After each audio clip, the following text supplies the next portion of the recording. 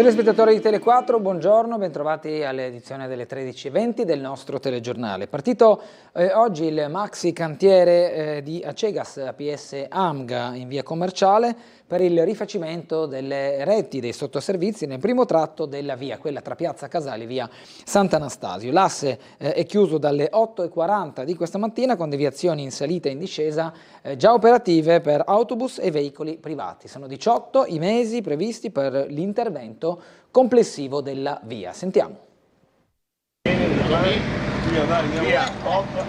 Ore 8:45, il sindaco di Piazza e l'assessore Babuder tolgono i paletti di delimitazione pedonale da via Sant'Anastasio, che diventa la temporanea carreggiata in risalita per le linee degli autobus 28, 64 e 30, quest'ultima limitatamente alle corse dopo le 22, quelle festive, per consentire l'avvio dei lavori ai sottoservizi da parte di Acegas APS AMGA nella porzione più bassa di via Commerciale. 18 mesi di intervento previsti dal cronoprogramma complessivo, con cantiere organizzato per fasi successive per impattare il meno possibile sulla circolazione. La prima fase dovrebbe concludersi l'11 settembre. Registrato il primo passaggio senza problemi di sorta per la linea 28, le considerazioni sull'intervento del primo cittadino. Dobbiamo fare una manutenzione straordinaria in via Commerciale perché abbiamo chiuso alcune strade, abbiamo riaperto via Sant'Anastasio, insomma ci sarà un po' di problemi, ma dobbiamo fare questo perché manutentare vuol dire risparmiare, nel senso che quando abbiamo fatto le rive, tanto per dire, abbiamo risparmiato il 2% di acqua a livello della città, per cui sono tanti denari. Dunque il tratto obbligato in discesa da via Commerciale lungo via Pauliana, forse il punto più delicato dove si sono formati degli incolonnamenti a seguito della presenza di 2 semafori in serie in direzione Piazza Libertà. Per ovviare al problema è già in corso una riprogrammazione degli impianti utile a fluidificare il traffico, specie nelle ore di punta per i tragitti casa-lavoro nel fondamentale asse di collegamento fra il centro città e il Carso. L'importante intervento di programmazione avviato dall'assessorato alle politiche del territorio diretto da Michele Babuder insieme con Acegas APS AMGA nasce dall'esigenza di rifare completamente in primis le fognature, ma anche la rete idrica ed elettrica tra Piazza Casali e via Sant'Anastasio. Lo scopo in particolare è potenziare anche la rete fognaria al fine di collettare anche le grandi masse d'acqua che si scatenano in presenza delle bombe d'acqua per quanto possibile, diciamo, nei momenti di punta. Parte questo primo intervento che è parte del primo stralcio, quindi chiusura da oggi dalla piazzetta fino alla via Sant'Anastasio, poi il primo stralcio proseguirà pian piano fino ad arrivare all'altezza del Civico 35 che è in via Cordaroli, che è, diciamo, all'altezza di via Cordaroli. Questo primo stralcio inizia oggi, terminerà l'11 settembre e poi si passerà con successivi stralci fino a coprire la lunghezza che vi ho indicato. Andiamo ora a collegarci con la sala operativa della Polizia Locale, in linea con noi il commissario Fulvio De Grassi. Mattinata, immagino, commissario, viziata proprio da questa chiusura di via Commerciale per quanto riguarda le ripercussioni alla viabilità e anche alle rimozioni dei veicoli. Buongiorno intanto. Sì, buongiorno a lei e tutti quanti i telespettatori in ascolto. Sì, diciamo più che altro, come giustamente ha ricordato lei, le ripercussioni nelle vie adiacenti. Casualmente sono passato da quelle parti questa mattina, non ero in servizio in quel momento e ho visto un po' l'inizio del discorso, non era ancora stato fatto la deviazione ufficiale. Certamente va a influire, ma speriamo che adesso con i divieti che più o meno sono stati liberati dopo magari un paio di giorni di datamento, speriamo che il cittadino impari le deviazioni e si renda e migliori tutto, chiedo scusa, un po' di tosse, tutto il resto. Da quanto ho potuto vedere, abbiamo potuto salvare ripercussioni che sono sviluppate anche abbastanza lontano, non so se dipendeva da questa cosa qua, anche in altre zone della città un po' più di traffico del solito, ma giugno è sempre un po' un mese critico, prima delle vacanze estive c'è molto movimento nonostante le belle giornate, molti veicoli, soprattutto mezzi di trasporto in giro. Per il resto fortunatamente abbiamo avuto segnalazioni di alcuni incidenti soleodani, ma alla fine si sono risolti tutti con constatazioni amichevoli del danno, non siamo dovuti intervenire. C'è stato un blackout ai semafori di Piazza Garibaldi in mattinata, fortunatamente la ditta dedicata alla manutenzione è intervenuta in tempi celeri, è stato risolto in pochi minuti. Comunque numerose anche qui le segnalazioni dei soliti cittadini per quanto riguardava appunto la mancanza di luci semaforiche. Sempre per quanto riguarda semafori, già questa mattina ci sono stati dei lavori in Campomarzio, pomeriggio tra le 13 e 17 con il nostro personale sul posto ci saranno dei lavori in zona Largo Sonino e Largo Mioni, sempre sopra la Piazza Garibaldi, perciò attenzione, eventualmente si potrebbero formare anche qui dei rallentamenti.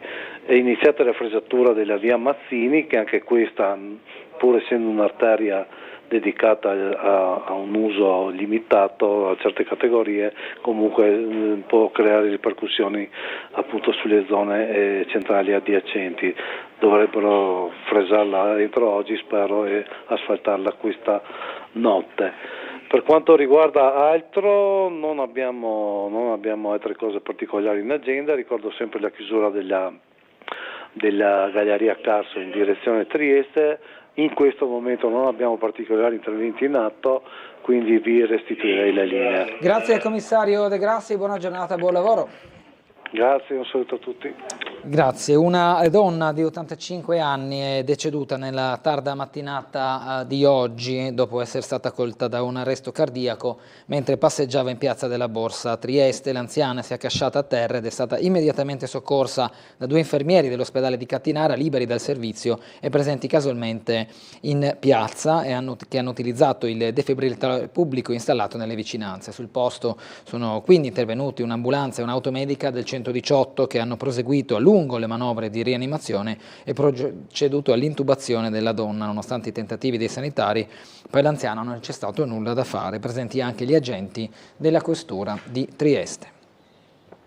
Momenti di paura al giardino pubblico Muzio de Tomasini ieri sera per il crollo di un ramo di un ippocastano secolare che ha ferito alla testa e al torace un ragazzo di 25 anni, un passante che stava transitando in quella zona in quel momento. Il giardino oggi è chiuso per le verifiche del caso e l'area del crollo è stata posta sotto sequestro. Sentiamo Marco Stabile.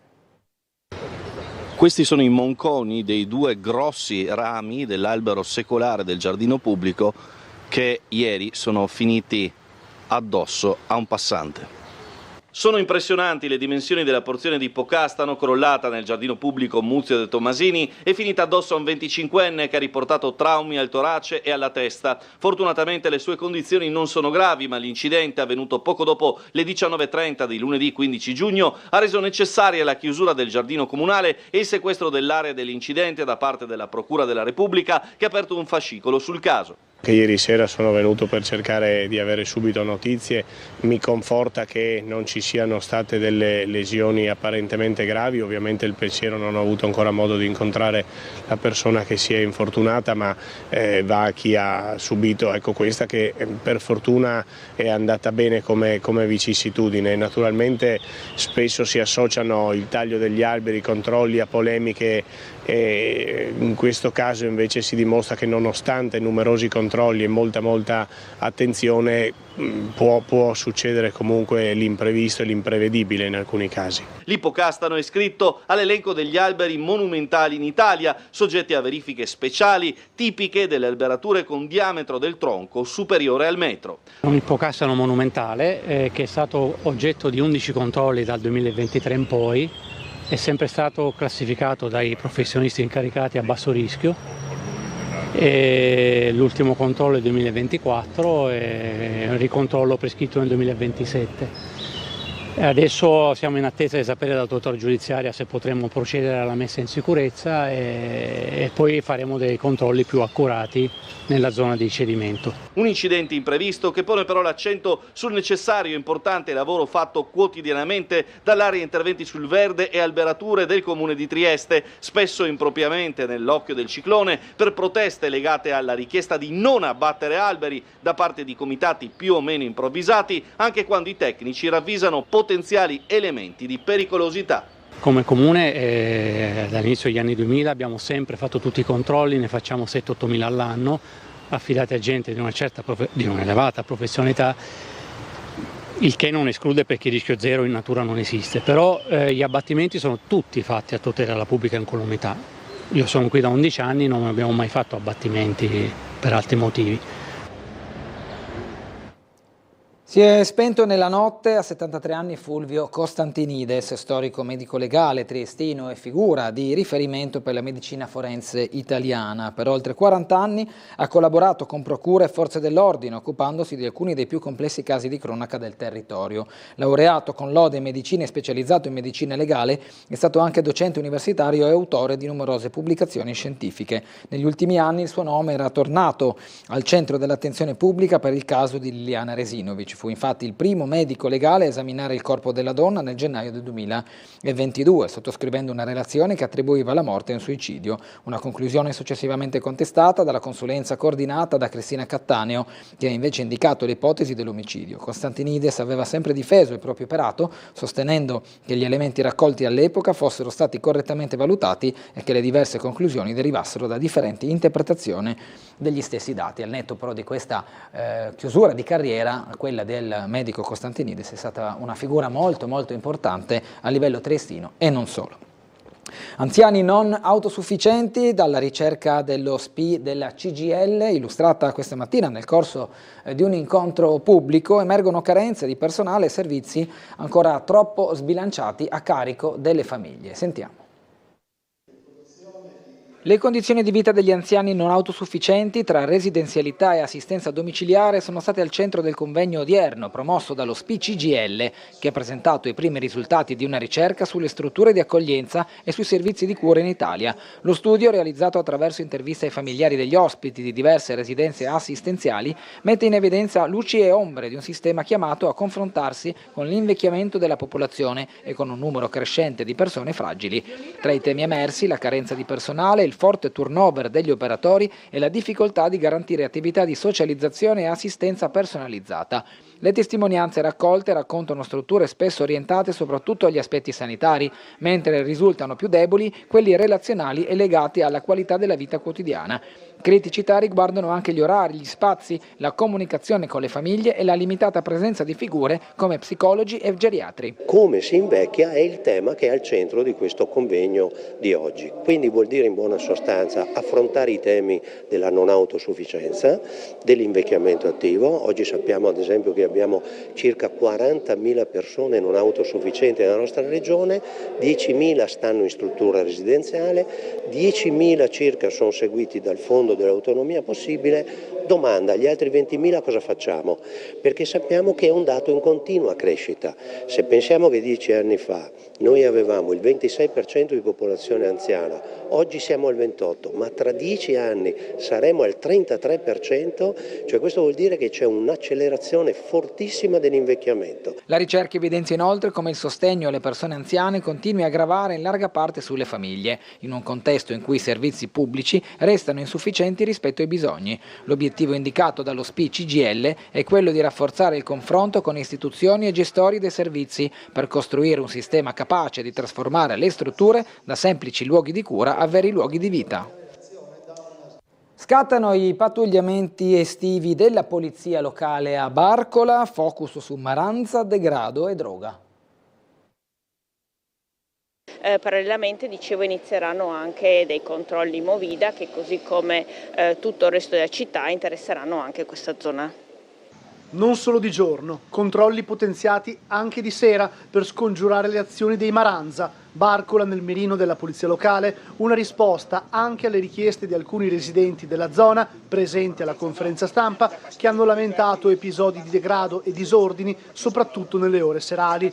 Dunque contrasto a spaccio di droga e violenza, agenti dedicati in zona sia con l'impiego del nucleo interventi speciali che con il reparto motorizzato che ogni giorno pattuglieranno la riviera barcolana. Non solo, più pattuglie sul litorale in vista dell'incremento del traffico nella stagione estiva. Solo nell'estate dell'anno scorso a Barcola si sono verificati 55 incidenti, mentre da maggio di quest'anno sono stati 10 i sinistri rilevati, 8 con solo danni e 2 con feriti. Non solo prevenzione e repressione, gli agenti saranno a disposizione di residenti e frequentatori di Barcola per qualsiasi segnalazione. Il servizio è iniziato e durerà fino a settembre.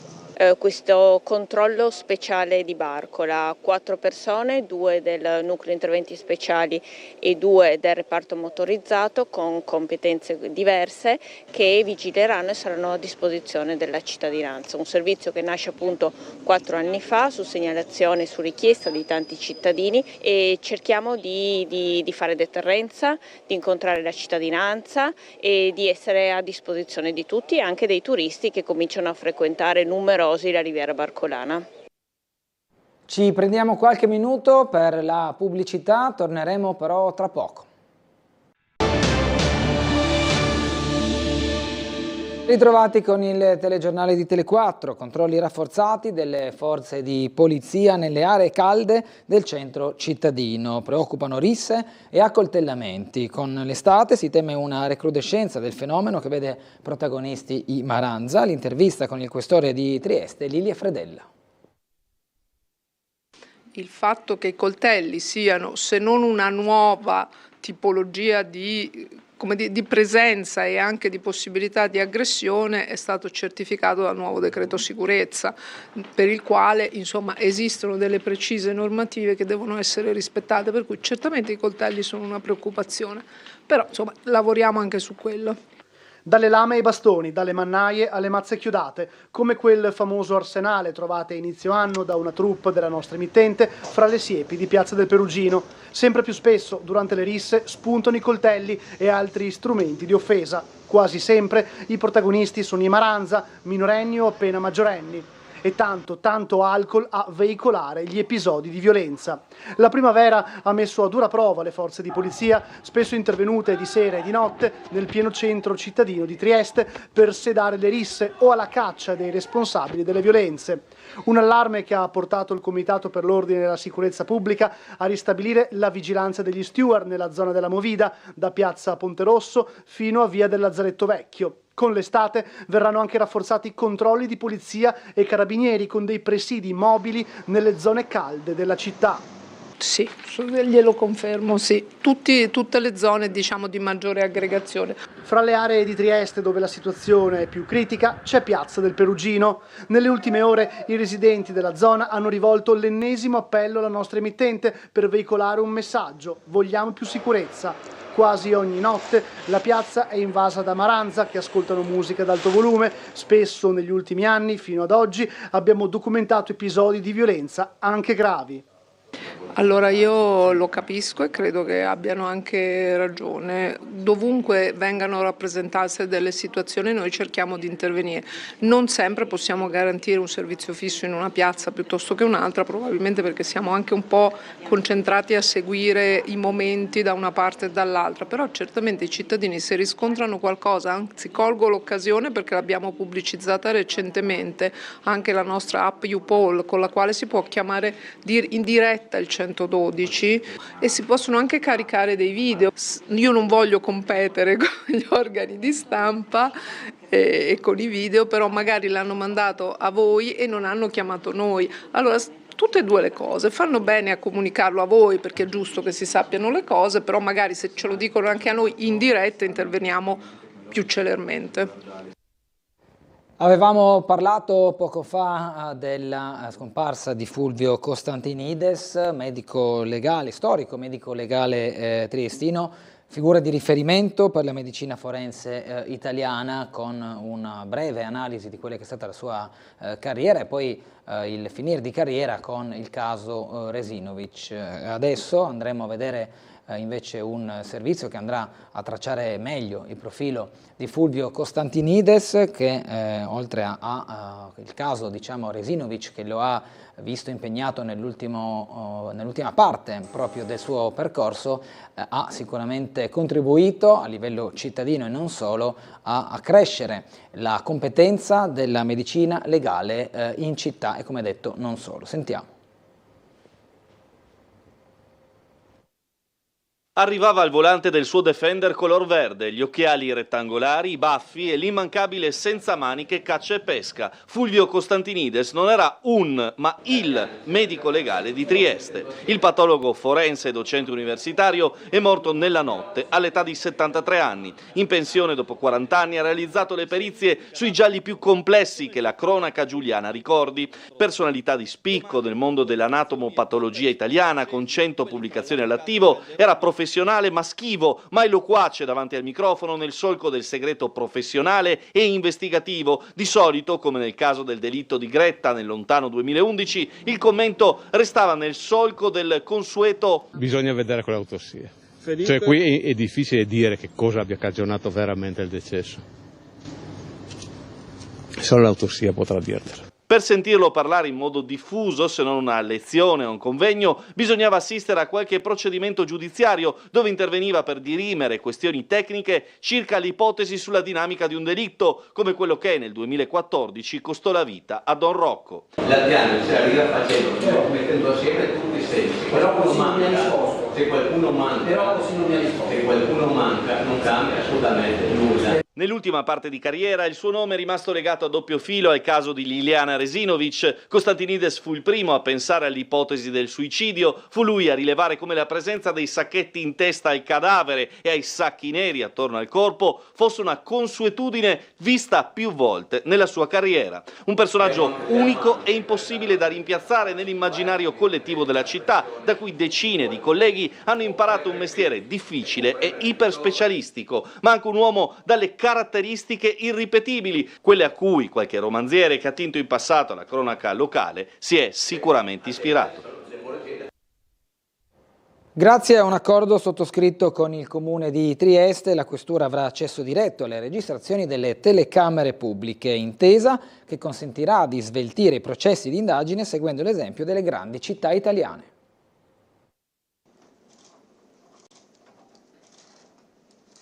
Bravi. Adesso c'è anche a Trieste, quindi direi rientriamo a pieno titolo nelle città più organizzate.